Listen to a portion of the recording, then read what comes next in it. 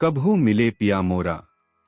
પૂર્વના સંસ્કારોને સાથે લઈને જન્મેલ નૂરતાઈના હૃદયમાં નાનપણથી જ પરમ તત્વના મિલનની પ્યાસ પ્રગટી હતી. એની આંખો કોઈ અલખને શોધતી હતી, એનું હૃદય અગમગોચર પ્રિયતમને ઝંખતું હતું. જેમ જેમ નૂરતાઈ મોટા થવા લાગ્યા તેમ તેમ એના હૈયામાં પાણી વિરહોયા માછલા જેવો હરિમિલનનો તલસાટ વધવા લાગ્યો. એની સારંગીમાંથી વિરહી સૂરો ઉઠવા લાગ્યા.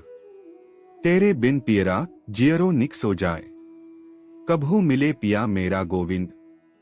સારંગી સાથે ગાન કરતા આ નૂરતાઈના નેત્રોમાંથી અશ્રુઓનો વરસાદ વરસતો રહેતો. એકવાર ડોસાતાઈ કોઈ કામકાજ અંગે જેતપુર આવ્યા હતા.